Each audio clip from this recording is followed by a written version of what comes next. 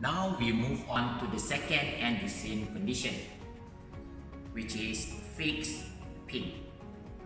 At the bottom part it should be fixed, meanwhile for the top part it should be pinned. We will use similar length of a buckling strut samples. Now we would like to change at this end restraint to the fix. What should you do? You need to loose this bolt. Then fix to the sample. Then tie it back.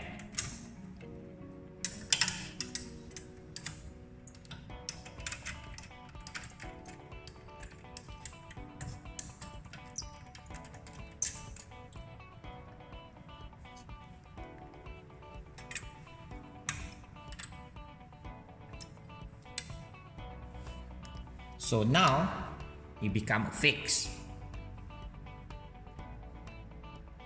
For the pin, what should you do? You just put the sample in this groove line.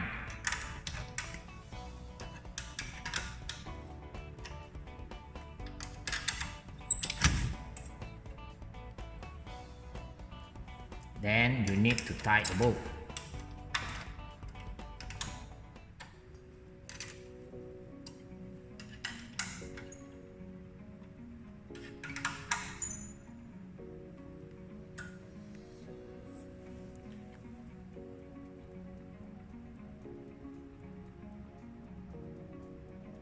So now what should you do? You need to make sure that this digital force display become to 0. Now we are ready to test for the second end restraint condition of fixed pin. As what you can see here, the digital force display show 0 Newton. Now you would like to apply the load.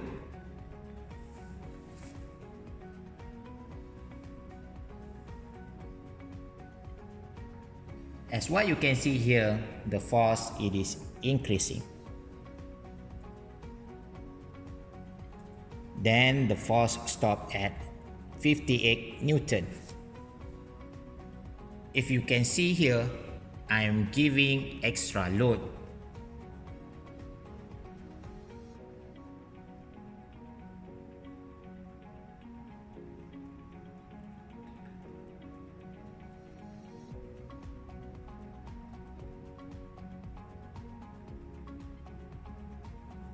So now what you can see is stop at 65.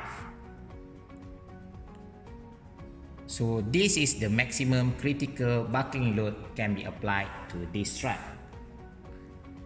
As what you can see from this buckling mode, the characteristic of this sample at the fixed support without any angle of rotation, meaning that for the fixed support, the angle of rotation it is equally to 0.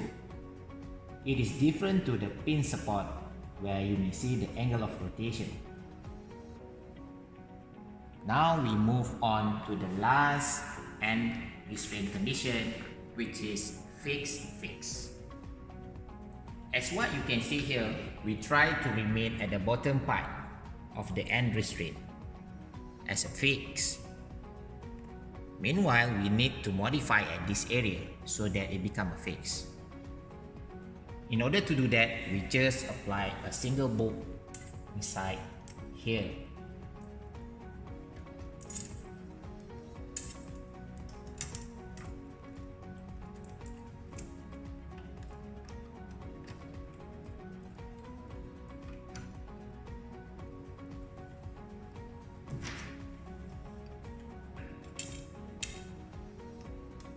You need to tie it up, then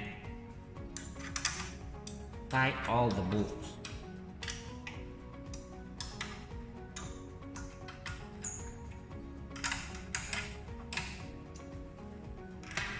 So now what you can see here, the sample in fixed at the top part and fixed at the bottom part. So now we are going to test for the maximum critical buckling load for this sample. Again, make sure you already set the digital force display in 0 forces. Now you like to apply the load.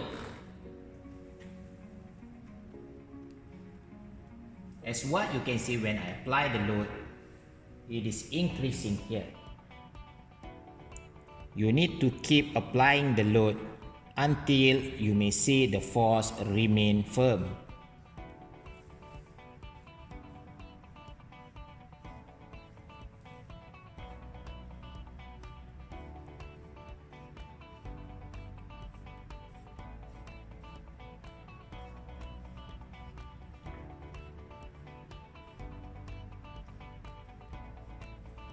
As what you can see here, there has no load increasing anymore. The load stopped at 145 Newton, meaning that this is the maximum critical buckling load that can be applied to these compression members. In terms of the characteristic of the buckling mode, what you can see, if you have a pin support on the top and pin support at the bottom, the angle of rotation for both end restraint, it is equally to 0. So this is the characteristics for a fixed support. We already completed for those 3 testing for different end restraint condition. However, our exercise is only focusing to 470 mm of compression strut length.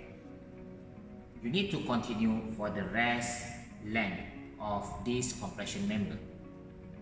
Based on the Euler equation, the main parameter inside this equation is modulus of elasticity and moment of inertia.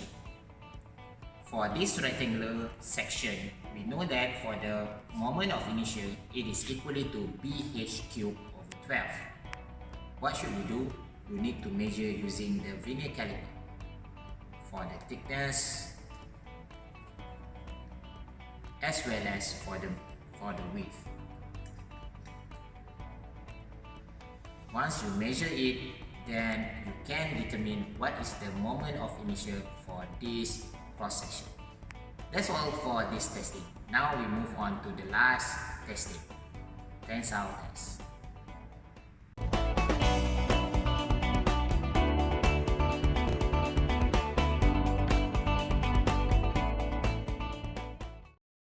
From the bottom,